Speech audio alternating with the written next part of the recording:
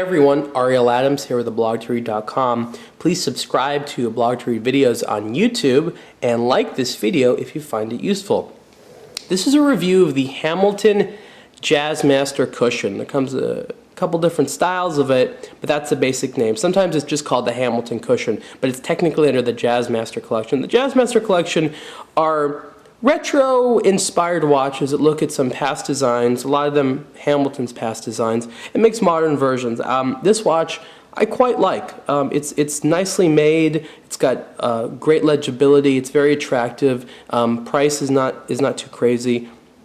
It's definitely an attractive piece. First thing I want you to notice is the case. The reason it's called a cushion case is because it looks like a cushion. It's not quite round, it's not quite square. It has, it definitely has 4 points to it, but there are also rounded edges, and they call this a cushion shape.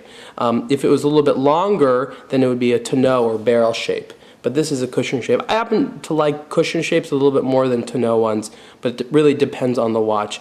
Inside of the watch is a Swiss ETA 2824 movement, and it's interesting because you can see how big the movement is in comparison to the watch. This isn't a huge watch, but the 2824 is not exactly a huge movement. And it used to be that this size, that's how big that watches were, that with a little bit of space for the case. But modern size watches are larger. This one is, I think it's only 43 millimeters wide.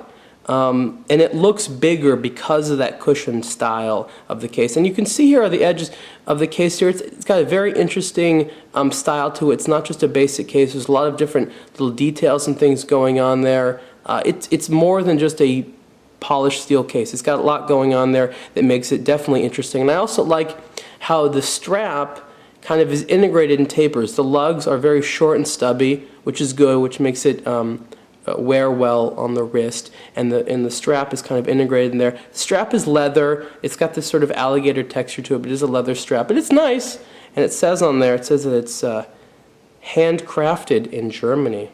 Fancy, right?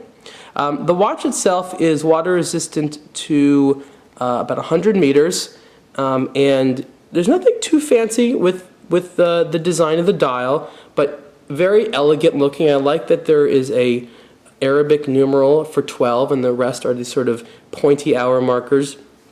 There's lume on the hands, which I like. You get the date in there a little discreetly, but it's nice. Very attractive, very classic look. I'm very happy with this watch. I think it's a good looking watch. It's functional. This design is actually taken from a 1920s Hamilton watch. It wasn't this big, but it's sort of a modern version of that. So this is, like I said, technically part of their Jazzmaster retro collection, but they just call it the cushion, Jazzmaster cushion. Overall nice.